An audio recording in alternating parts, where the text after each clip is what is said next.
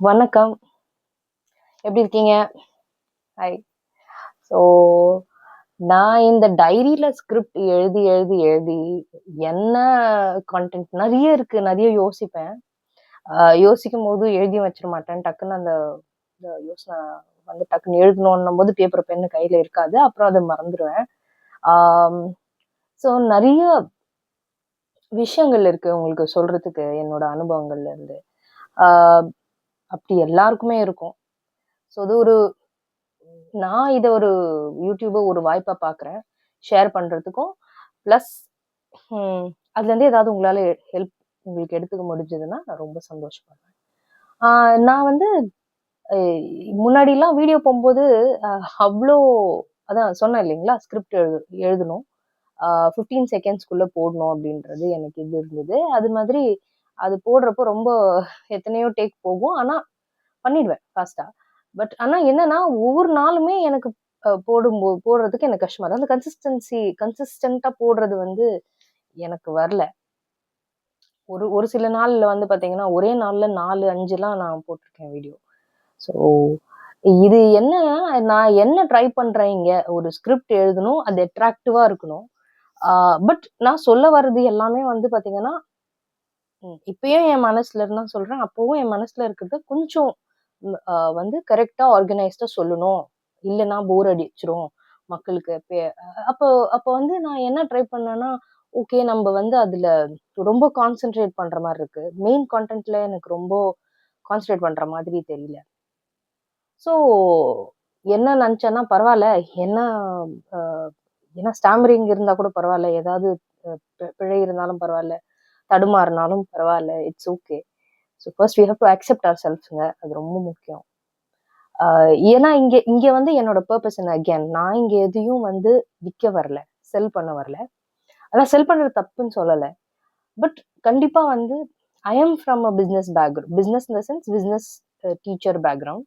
ஆ டீச்சிங்ல business and accounting தான் நான் டீச் பண்ணிட்டு இருக்கேன். ஸோ நான் அப்ப என்ன யோசிச்சேன்னா, ஏதாவது நம்ப வந்து பிசினஸ் பண்றோம் அப்டின்னா தான், அதுக்கு வந்து ரொம்ப அழகான பேக்கேஜிங் இருக்கணும். ஆ அட்ராக்டிவா இருக்கணும். குவாலிட்டி இருக்கணும். ஆ ஆர்கனைஸ்டா பண்ணணும் அப்டின்றது. ஸோ என்ன வேல்யூ அதுக்கேத்த வேல்யூ தான் மக்கள் குடுப்பாங்க. அதுக்கேத்த பிரைஸ்க்கு தான் மக்கள் வந்து வருவாங்க. ஆ அதுக்கேத்த மணி தான் குடுக்க ரெடியா இருப்பாங்க. ஸோ ஆனா இங்க நான் வந்து அது பண்ணல. ஸோ அது பண்ணலாம்.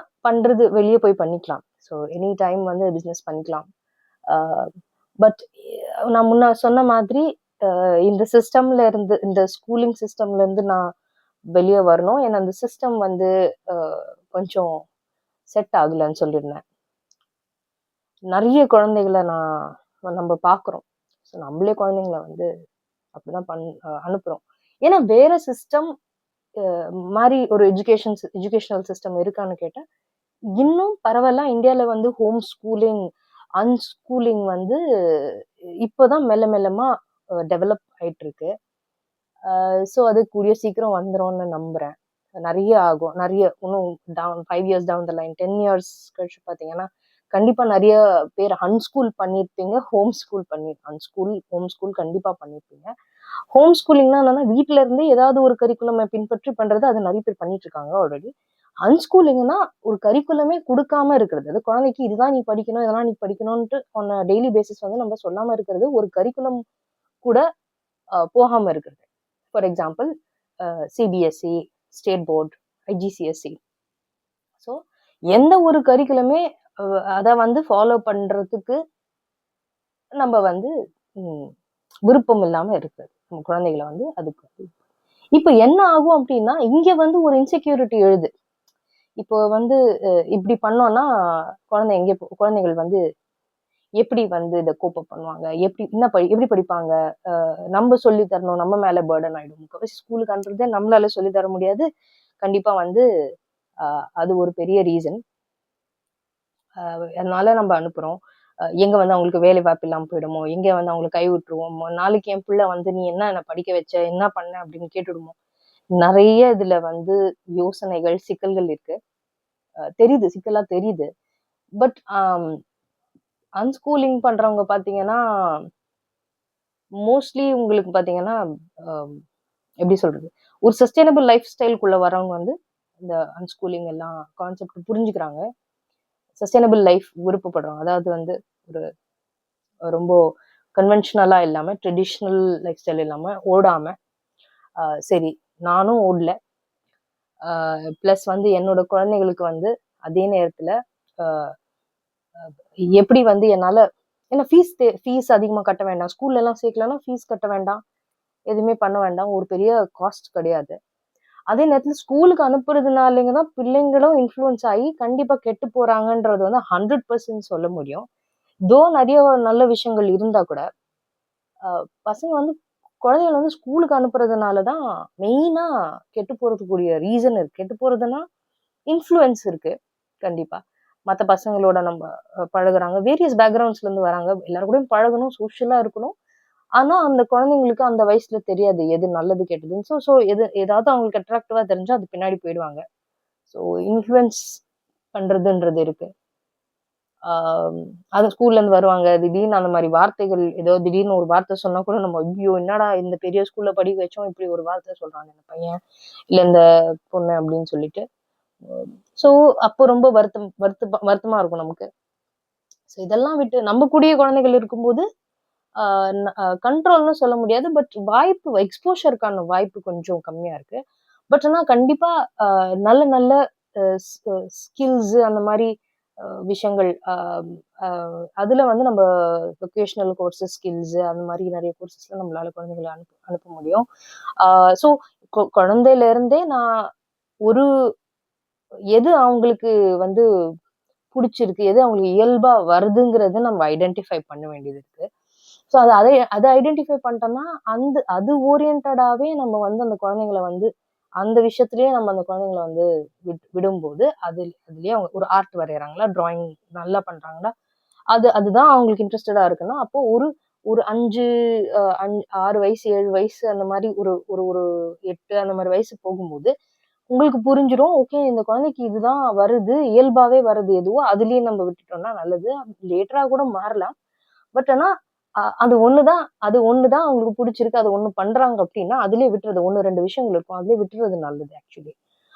அப்போ அதுல உங்களுக்கு அதீதமான ஒரு எக்ஸ்பெர்டீஸ் அதாவது அ செயல்திறன் வந்து உங்களுக்கு வந்து அதுல அதிகமா இருக்கும்போது, ஆ என்ன ஆகும் உங்களோட அந்த அந்த குழந்தையோட குவாலிட்டி அந்த ஒரு விஷயத்துல டிராயிங்ல பெஸ்ட்டா பண்றது. ஸ்போர்ட்ஸ்ல பெஸ்ட்டா பண்றது. ஏதோ ஒரு ஸ்போர்ட் எடுத்துக்கிட்டு. ஆ அதே மாதிரி நம்ம என்ன எடுத்துக்கலாம், நெறைய விஷயங்கள் இருக்கு. ஸோ எனக்கு சயன்ஸ் புடிச்சுன்னா, அதுல இன்டெப்த்தா அனுப்புறது. ஆ ஸோ உங்களுக்கு அப்ப வந்து குவாலிஃபிகேஷன் வந்து இர்ரெலவன்ட் ஆயிடும் ஒரு ஒரு ஸ்டேஜ்ல. நெறைய எக்ஸாம்பிள்ஸ் சொல்லலாங்க. இந்த உலகத்துல வந்து ஜெயிச் சக்சஸ்ன்னு பார்த்தீங்க சக்சஸ்ன்னு சொல்றத விட, ஆ ரொம்ப அ அ ரொம்ப அதிசயமா நம்ம பார்க்குற நெறைய பேர், அபூர்வமான நெறைய பேர் வந்து பார்த்தீங்கன்னா, அவங்க பேஷன அவங்க ஃபாலோ பண்றாங்க. அதுல பெஸ்ட்டா இருக்காங்க. அந்த பேஷன் வந்து வேற யாராருக்கெல்லாம் அது புடிச்சிருக்கோ, அது அ புடிச்சிருக்கு புடிச்சிருக்கோ, அ அத வந்து பார்க்குறாங்க, என்ஜாய் பண்றாங்க. அவங்களுக்குமே அத ரிலேட் பண்ணிக்க முடியுது. அவங்களும் ரோல் மாடலா பார்க்குறாங்க. ஸோ இப்படிதான் வந்து அ வரணுமே ஒழிய, அந்த பேஷன்ல இருந்து அந்த சக்சஸ் தானா வந்துரும்.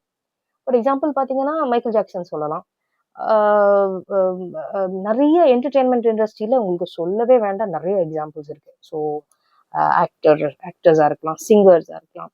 ஓ கலை ரிலேட்டடான ஃபீல்டு வந்து பார்த்தீங்கன்னா, ஆ ரொம்ப நல்ல ஃபீல்டுங்க ஆக்சுவலி வந்து அ ஆ ஸ்போர்ட்ஸ் கூட சொல்லலாம். அ என்னன்னா, இட் கீப்ஸ் யூ ஆக்டிவ். வந்து ஸ்கில் ஓரியன்டடா பண்ணும்போது, it keeps you really active. You லிவ்ங்க. அதான் சொன்னேன்ல, நம்மளுக்கு புடிச்சது செய்யும்போது நம்ம வாழ்றோம். அப்பதான் நம்ம வாழ்றோம். ஸோ, அப்போ அ சில பேர் மேத்ல நல்லா இருக்கலாம். சில பேர் செஸ்ல நல்லா இருக்கலாம். ஆ ஸோ என்ன அவங்களுக்கு புடிச்சிருக்கு, அ என்ன உங்களுக்கு புடிச்சிருக்கோ, அத ஃபாலோ பண்றது, அத பின்பற்றி அ அதே இதுலயே ஸ்பெஷலைஸ் பண்ணும்போது, நிபுணத்துவம் பெறும்போது, கண்டிப்பா அந்த ஏரியால நீங்க நல்லா தான் வருவீங்க இல்லையா? காம்படிஷன்லாம் இருந்தா கூட. ஸோ ஆரம்பத்திலிருந்தே அந்த பிள்ளைய எது அவங்களுக்கு புடிச்சிருக்கோ, அதுல மட்டுமே கவனம் செலுத்தி போறது நல்லது. மத்ததெல்லாம் ஹியர் அண்ட் தேர் கத்துக்கலாம். இப்போ மேத்ஸ் கூட பார்த்தீங்கன்னா, எல்லாமே நம்ம யூஸ் பண்றது இல்ல. ஸோ நான் வந்து ஃபர்ஸ்ட் ஸ்டாண்டர்ட்லேருந்து 10th ஸ்டாண்டர்ட் வரைக்கும் யூஸ் பண்ண மேத் எல்லாத்தையுமே நான் பயன்படுத்தல. பேசிக் அடிஷன், சப்ட்ராக்ஷன், மல்டிப்ளிகேஷன், டிவிஷன் இதெல்லாம் தெரியணும். இப்போ இந்த காலகட்டத்துல கால்குலேட்டரும் இருக்கிறதால, இந்த டெக்னாலஜிய எப்படி யூஸ் பண்றோம்னு தெரிஞ்சா கூட போதுமானது. இப்ப நெறைய ஸ்கூல்ஸ்ல கம்ப்ளைண்ட் கூட வருது என்னன்னா, சில இப்பலாம் வந்து குழந்தைங்களுக்கு மல்டிப்ளிகேஷன் தெரியல, இது தெரியல. நம்மலாம் மனப்பாடம் பண்ணோம். பட் இன்னைக்கு அது நம்ம அத பண்ணியிருக்கோம். நம்மளுக்கு அது தெரியுதுன்றது ஃபைன். நம்ம அதெல்லாம் பண்ணியிருக்கோம். மேனுவலா பண்றோம். பட் ஆனா இன்னைக்கு அதோட தேவை எவ்ளோ இருக்குன்றதையும் பார்க்கணும்ல பிராக்டிகலா. ஸோ நம்ப ரொம்ப வந்து ஒரு சப்ஜெக்ட்ட முழுசா நம்ம தெரிஞ்சு எல்லாத்தையும் 11த் ஃபர்ஸ்ட் ஸ்டாண்டர்ட் டூ 12த் வரைக்கும் இல்ல 10த் வரைக்கும் ஃபுல்லா படிக்கணுன்ற அவசியம் இல்லங்க. இப்ப எனக்கு பிசிக்ஸ்ல கேட்டீங்கன்னா, எனக்கு இது எல்லாமே தெரியாது. கெமிஸ்ட்ரில கேட்டீங்கன்னா, சுத்தம். எனக்கு எதுவுமே ஞாபகம் இல்ல. 10த் வரைக்கும் நான் என்ன பண்ணேன், எனக்கு எந்த ஈக்குவேஷனுமே ஞாபகம் கிடையாது. அப்புறமா நான் 11த், 12த்ல காமர்ஸ் பண்ணேன். அதுக்கப்புறமா அப்படியே நான் வந்துட்டேன். இப்போ நெறைய பேருக்கு கேட்டீங்கன்னா, அப்போ காமர்ஸ் முடிச்சுட்டு கூட டிகிரி கோர்ஸ் எம்பிஏ வரைக்கும் முடிச்சுட்டு கூட, வேற ஏதோ ஒரு வேலைக்கு பேங்க் வேலைக்கோ, இல்ல வந்து கவர்மெண்ட் வேலையிலயோ, இல்ல வந்து வேலைக்கு போறாங்கன்னா, அப்போ அங்க அவங்க அக்கவுண்ட்ஸ் கோர்ஸ் எடுக்கல. சிஏ பண்ணல அப்படின்னாக்கா, கண்டிப்பா அவங்களுக்கு அக்கவுண்ட்ஸ் வந்து இப்ப போய் கேட்டாங்கன்னா தெரியாது. நான் டீச்சிங்ல இருக்கிறதுனால அதோட டச் இருக்கு. ஸோ இந்த மாரி பார்த்தீங்கன்னா, அப்போ இந்த குவாலிஃபிகேஷன் வந்து இரலவென்ட் ஆயிடுதுங்க இந்த இடத்துல. அஃப்கோர்ஸ் நெறைய அதர் கோர்சஸ் பார்த்தீங்கன்னா, அந்த doctor, engineer, professional courses CA அதுக்கெல்லாம் மேம் என்ன மேம் என்ன பண்ண முடியும்? அப்படின்னு கேட்கும்போது, கண்டிப்பா அந்த மாரி கோர்சஸ்க்கு கண்டிப்பா நம்ம குவாலிஃபிகேஷன் தேவ. ஸோ அப்போ ஹோம் ஸ்கூலிங் ஆப்ஷன்ங்கிறது கண்டிப்பா இருக்கு. அது ஒரு ஒரு ஏஜுக்கு மேலேயே நம்ம பார்த்தீங்கன்னா, 5த் இல்ல டைரக்ட்டா என்ஐஓஎஸ் இருக்கு. ஓப்பன் ஸ்கூலிங் இருக்கு. நீங்க பிரைவேட் கேண்டிடேட்டா போயிட்டு கூட 10த் எழுதிக்கலாம். செகண்டரின்னு சொல்லுவாங்க. அண்ட் தென் ஹையர் செகண்டரி 12த்துக்கு டைரக்ட்டா நம்ம அந்த ஏஜ் வந்துருச்சுன்னா, அந்த ஏஜுக்கு வந்து படிச்சு எழுதிக்கலாம். என்னென்ன கோர்ஸ் இதுக்கு என்னென்ன சப்ஜெக்ட்ஸ் கூட ஆப்ஷன் கூட நீங்க வந்து பிக் பண்ணிக்கலாம். Even even music as option கூட இருக்கு. National institute of open schooling இங்க இந்தியால. ஆசியாலயே நம்பர் 1 ஓப்பன் ஸ்கூலிங் பொறுத்தவரைக்கும். ஸோ ஓப்பன்னா உங்களுக்கு தெரியும் ஓப்பன் யூனிவர்சிட்டி கேள்விப்படும் ஓப்பன் ஸ்கூலிங் கரஸ்பாண்டன்ஸ்ல பண்ற மாதிரி வீட்ல உட்காந்து படிக்க முடியும். ஹெல்ப் எடுத்துக்கலாம். பிரச்சனை இல்ல. ஹோம் டியூஷன்ஸ் அந்த மாதிரி எடுத்துக்கலாம். ஸோ என்டையர் உங்க லைஃப்ல இந்த எல்லா பணத்தையும் போயிட்டு நீங்க ஸ்கூல்ல போய் அது ஒரு பிசினஸ் ஆயிடுச்சு இன்னைக்கு. ஸோ ஆல்சோ பர்சனலைஸ்ட் பர்சனலைஸ்ட் இது கிடைக்குமான்னு கேட்டால் கண்டிப்பா தெரியல. நிறைய கேம்பிரிட்ஜ் ஸ்கூல்ஸ் வந்துட்டு இருக்கு. இருந்தாலுமே அவங்க எல்லாருக்குமே பர்சனல் அட்டென்ஷன் கிடைக்குதான்னா அவ்வளோ சொல்ல முடியாது. அவ்வளோ பெஸ்டா இருக்குமான்னு கேட்டா கரெக்டா இருக்குமான்னு கேட்டா தெரியல. எவ்வளோ பாசிபிலிட்டின்னு தெரியல. டீச்சர்ஸால கூட எவ்வளோ பேர் கான்சன்ட்ரேட் பண்ண முடியும், அவங்களோட இது என்னன்னு ஐடென்டிஃபை பண்ண முடியும்னு தெரியல. கண்டிப்பா அது பேரண்ட்ஸோட கையில தான் இருக்கு அல்டிமேட்லி. ஸோ கண்ண மூடிட்டு நான் என்கிட்ட காசு இருக்கு, நான் இங்க எடுத்துட்டு போய் போடுறேன், இல்ல இப்படியோ கஷ்டப்படுறேன்னா, கஷ்டப்பட்டு நான் குழந்தைய ஃபர்ஸ்ட் உங்க ஹெல்த் பாருங்க. அது ரொம்ப முக்கியம். உங்க ஹெல்த்த பாத்துக்காம, ஐயோ நான் கஷ்டப்பட்டு போய் ஓடி சம்பாரிச்சு தான் உன்னை படிக்க வச்சேன் அப்படின்னும்போது, ஒரு கட்டத்துக்கு மேல உங்களுக்கு உடம்பு சரியாம போகும்போது, அவங்களுக்கான ப்ரெஷர் வந்து அவங்க மேல ப்ரெஷர் போடப்படுது. எப்படின்னா, அவங்க உங்கள பாத்துக்கணும். சீக்கிரமாவே நீங்க வந்து உடம்பு சரியில்லாம போயிட்டீங்கன்னா, இல்ல அந்த எப்படி சொல்றது? உடம்பு சரியாம அவங்க ஒரு ஒரு 24, 25 வரைக்கும் கூட அவங்களால ஏன்னா இது காம்படிட்டிவ் வேர்ல்ட். அவங்களால வந்து அம் சர்வே பண்ணிக்கிறதுக்கோ, இல்ல வந்து ஒரு கரெக்ட்டான வேலை வாய்ப்ப தேடி போறதுக்கோ அவங்களுக்கு கிடைக்காதனால அண்டர் எம்ப்ளாய் அதாவது ஏதோ ஒரு வேலை அப்படின்னு இருக்காங்க. இன்னொன்னு வந்து சரி நீங்க பொறுப்பா இல்ல பண்ணலாமே எவ்வளோ பேர் கவர்மெண்ட் எக்ஸாம் எழுதுறாங்க, எவ்வளோ பேர் இருக்காங்க, மத்தவங்கலாம் இல்லையான்னு கேட்டா இருக்கும். பட் அவங்களுக்கு வேற ஏதாவது பிரச்சனையா இருக்கும். மேபி டிஸ்ட்ராக்டடா இருப்பாங்க. மேபி வந்து அவங்களுக்கு நியூரலாஜிக்கல் ப்ராப்ளம் அதாவது ஏடிஹெச்டி மாதிரியான பிரச்சனைகளுக்குலாம் உங்களுக்கு தெரியாம கூட இருக்கலாம். ஸோ அதனால அவங்க சோம்பேறித்தனமா தெரியலாம். டிஸ்ட்ராக்டடா தெரியலாம். அடிக்டடா தெரியலாம் நிறைய விஷயங்களுக்கு. ஸோ இது கண்டிப்பா சொசைட்டி பெரிய காரணங்க. நம்ம ஸ்கூல்ல சேர்க்கிறது ஒரு காரணமா இருக்கலாம். அதனால பொல்யூட் ஆகலாம். ஸோ இங்க இங்க வந்து அதுக்கான வாய்ப்பு தான் கெட்டு போறதுக்கான வாய்ப்பு. கெட்டு போறதுன்னா, பேட் இன்ஃப்ளூயன்ஸ்க்கான வாய்ப்பு தான் அதிகமா இருக்குன்றத நம்ம பார்க்கிறோம். அதுக்காக நம்ம சேர்த்து ரொம்ப கட்டுப்பாடோடையும் வச்சிருக்க முடியாது. எல்லாத்தையும் சொல்லணும். அவேர்னஸ் கண்டிப்பா இருக்கணும் மக்கள் குழந்தைங்களுக்கு. அப்போ குழந்தைங்களுக்கு என்ன சொல்லணும்னா, நீ வந்து யாரையும் பின்பற்ற வேண்டாம். நம்ம ஒரிஜினலா இருப்போம். நீங்க வந்து ஒரு நல்ல பெர்சனையும் நீ இவங்கள தான் ஃபாலோ பண்ணணும்னு சொல்ல தேவையில்ல. அந்த குழந்தை வந்து ஒரு கெட்ட இது இன்ஃப்ளூயன்ஸ்ல நீ யாரையுமே நம்ம ஃபாலோ பண்ண வேணாம். என் ஸ்டூடண்ட்ஸ்க்கு நான் தான் சொல்றது.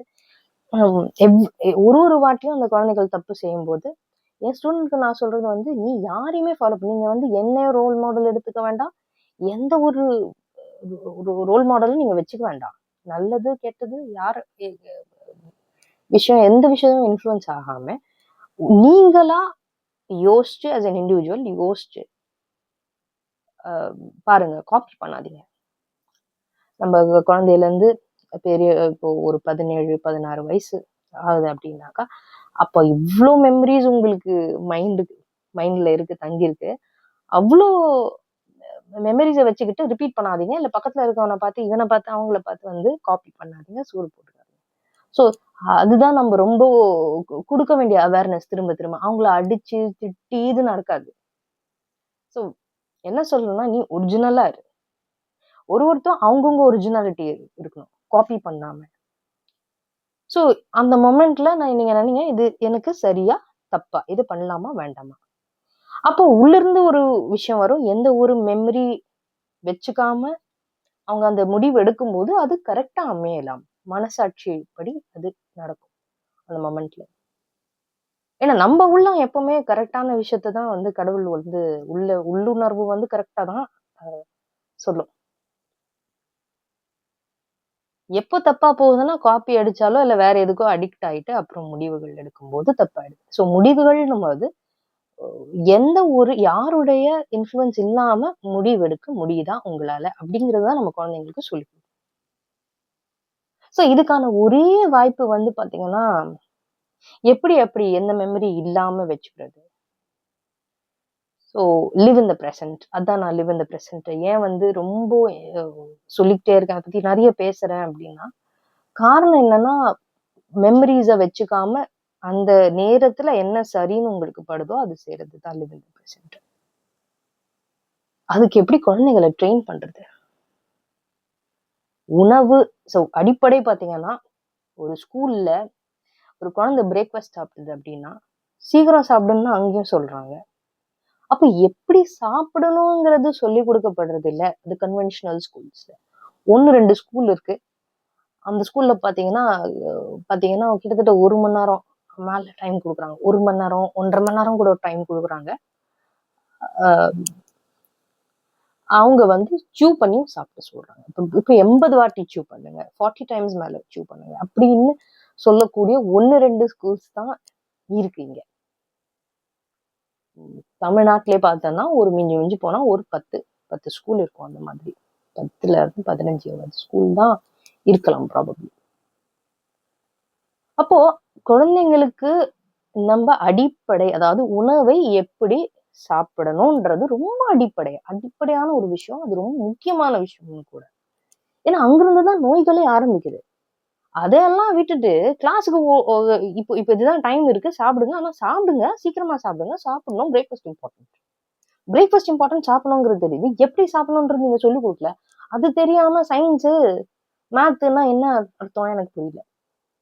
அது எனக்கு இர்ரெலவன்ட்டா படுது. இந்த சிஸ்டம் அதனால தான் எனக்கு பிடிக்கல. நெக்ஸ்ட்டு அது ஒரு விஷயம். இன்னொன்னு அன்பா இருக்கணும்ன்றது அடிப்படையான விஷயம். அன்பு இங்க வந்து ஆ ஃபர்ஸ்ட் விஷயம் அன்பு தான் சொல்லிக் குடுக்கணும் ஸ்கூல்ல. அது ஃபர்ஸ்ட் பீரியடா தான். அன்புங்கிறது டெய்லி ஃபர்ஸ்ட் பீரியட் அவங்களுக்கு அவங்க மனசுல அது பதிஞ்சிடணும். கைண்டா இருக்கணும். கம்பேஷனா இருக்கணும். ஆண்மநேய ஒருமைப்பாட்டுரிமை இருக்கணும். அந்த கம்பேஷன் இயல்பாவே வரணும்ல. அது என்னத்த நீங்க தனியா சொல்லிக் இல்லங்க. ஆனா வந்து அது இன்னைக்கு இன்னைக்கு காலகட்டத்துல ரொம்ப அவசியமா இருக்கு. கம்பேஷன் வந்து இன்சிஸ்ட் பண்ணணும். இன்சிஸ்ட்னா என்ன சொல்றது? டெய்லி சொல்லணும். ஏன்னா கம்பேஷன் இருக்கிற பிளேஸ்ல, அன்பு இருக்கிற இடத்துல, கைண்ட்னஸ் இருக்கிற இடத்துல, ஒரு குழந்தை இன்னொரு குழந்தைய வந்து அடிக்காம இருக்கிறதுக்கும், ஏதோ புல்லி பண்றதுக்கும், பேசாம இருக்கிறது, இந்த மாதிரியான விஷயங்கள்ல ஈடுபடுறது. அப்புறம் ஹானஸ்டா இருக்கிறது, அதாவது உண்மை பேசுறது, மத்தவங்கள மாட்டி விடாம வச்சுக்கிறது. இந்த இந்த மத்த விஷயங்கள்ல வந்து தலையிடாம இருக்குது, அடிக்காம இருக்கு. ஒரு ஒரு ஒரு கீழ யாராவது வந்து அதெல்லாம் பண்றாங்க. பிசிக்கல் ஹெல்ப் பண்றாங்க எல்லாருமே. இல்லன்னு சொல்லல. மென்டலி அந்த புல்லிங் பத்தி அவங்க புரியல. எவ்வளவு மத்தவங்க மனசு கஷ்டப்படும் அப்படிங்கிறதெல்லாம் அது ஒரு விஷயம். இன்னொன்னு டீச்சர்ஸ எதுவுமே சொல்லக்கூடாது. பிரின்சிபல், டீச்சர கிண்டல் பண்றது. டீச்சர்ஸுமே தேவை. அந்த அன்புங்கிறது வந்து not only for the kids but also டீச்சர்ஸ்க்கு கம்பேஷன், பேஷன்ஸ் இருக்கணும். டீச்சர்ஸ்க்கே இன்னைக்கு அது இல்ல. எங்க போச்சு? நம்மளுக்கு எங்க போச்சு? நம்மளுமே இரிட்டேட்டடா தான் இருக்கும். அப்போ வீட்டிலயும், வெளியவும் பழக வேண்டிய ஒரு விஷயம் அ ரொம்ப முக்கியமான ஒரு எப்படி சொல்றது? அவசியமான ஒண்ணு அன்பு. ஸோ இது இது வந்து எந்த சிஸ்டம்லயும் கரெக்ட்டா இதுக்கான ஒரு கோர்ஸாவோ, இல்ல ஒரு பேப்பராவோ கூட வரலாம். மாரல் சயின்ஸ்லாம் அன்னைக்கு நமக்கு இருந்ததுல்ல. இன்னைக்கு எவ்ளோ மாரல் சயின்ஸ் அதுவும் எத்தன ஸ்டாண்டர்ட் எவ்வளோது எத்தனாவது வரைக்கும் படிக்கிறோன்றது தெரியல. ஸோ நெறைய ஆதங்கமா இருக்கு. விட்டு கொடுக்கிறது. இது அந்த அந்த அன்பு இருக்கிற பிளேஸ்ல வந்து எல்லாமே உங்களுக்கு வந்துரும். அந்த அன்பு இருக்கும்போது ஒரு குழந்தை வந்து ஒரு டீச்சரே தப்பு பண்ணா கூட அந்த குழந்தை வந்து எந்த அளவுக்கு மெச்சூரிட்டி இருக்குன்னா, ஓகே ஏதோ தப்பு பண்ணிட்டாங்க, ஏதோ தப்பா சொல்லிக் குடுத்துட்டாங்க. மேம் அத அத வந்து கைண்டா போய் சொல்ல முடியும். பின்னாடி கிண்டல் பண்ணாம, இது பண்ணாம. இல்ல ஒரு குழந்தைய வந்து நீங்க கரெக்ட்டா ஹேண்டில் பண்ண முடியும். ஸோ அந்த குழந்தைக்கு வந்து ஏதோ ஒரு பிரச்சனைனால அப்படி பண்றான். அவன்கிட்ட பேசுவோம், உட்காருவோம். ஸோ ஒருத்தருமே இதுக்கு தனியா சைக்காலஜிஸ்ட், சைக்கியாட்ரிஸ்ட் ஏன் நீங்க அன்பு சொல்லிக் குடுத்தா, உங்களுக்கு இந்த மாரி வேலைகள்லாம் நம்மளுக்கு இருக்கவே இருக்காது. ஏன்னா சொசைட்டி வந்து ஒருத்தர் ஒருத்தர் தாக்கிக்க மாட்டோம். அன்போட இருக்கும்போது, அ பணிவோட அது அன்பு அந்த அந்த அன்புல அந்த பணிவு வந்துரும்.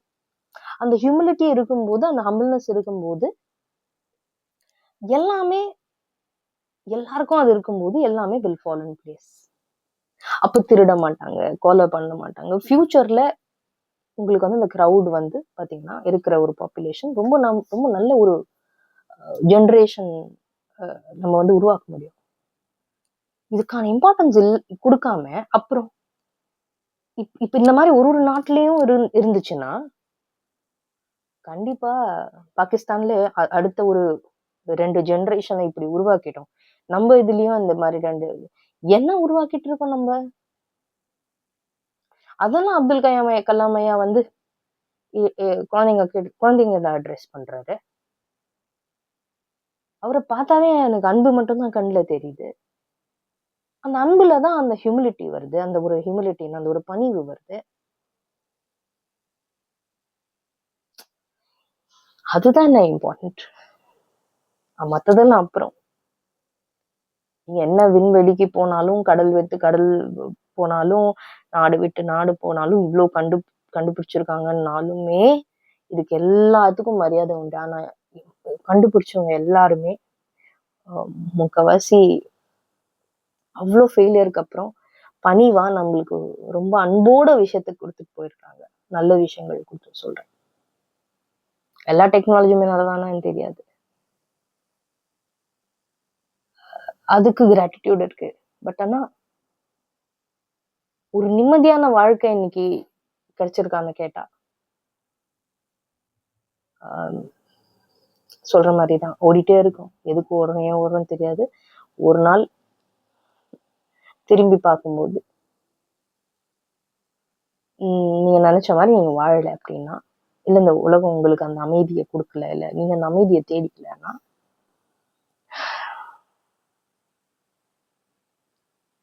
பர்ப்பஸ் ஆஃப் லைஃப் என்னங்க? தொடர்ந்து பேசுவோம். நன்றி.